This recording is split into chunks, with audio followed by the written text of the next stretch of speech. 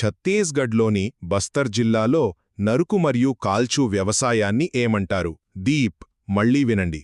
దీప్. పశ్చిమ కనుమలలో ఆదిమ సాగును ఏమని పిలుస్తారు? కుమారీ. గుర్తుంచుకోండి, కుమారీ.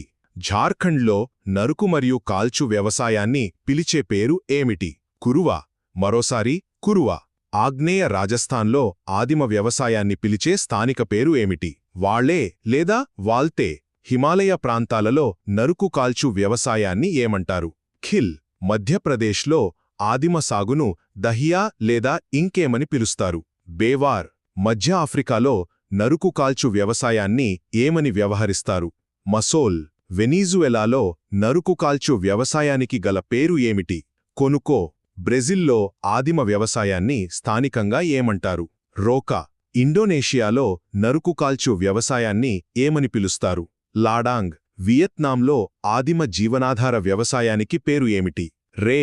వేసవి నెలలలో రబీ ఖరీఫ్ మధ్య సాగుచేసే స్వల్పకాలపు పంటను ఏమంటారు? జయేడ్. అస్సాం, పశ్చిమ బెంగాల్ రాష్ట్రాల్లో పండించే మూడవ వరి పంట పేరు ఏది? ఆస్. అమన్ కాకుండా బోరో.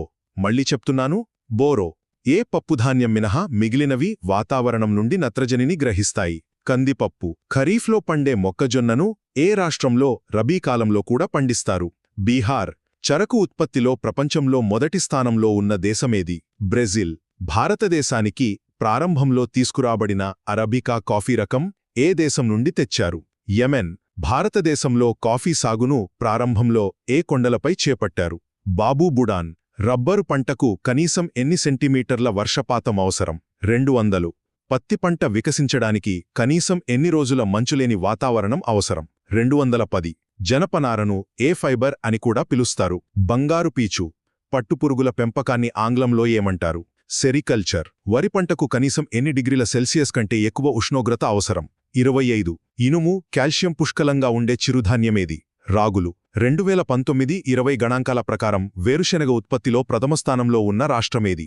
గుజరాత్. వినోబా భావే ప్రారంభించిన భూదాన్ గ్రామదాన్ ఉద్యమాన్ని ఏ విప్లవమని కూడా అంటారు? రక్తపాతరహిత వ్యవసాయ రంగంలో ఆపరేషన్ ఫ్లడ్ను ఏ విప్లవం అంటారు? శ్వేత విప్లవం. ఈ ముఖ్యాంశాలను గుర్తుంచుకో.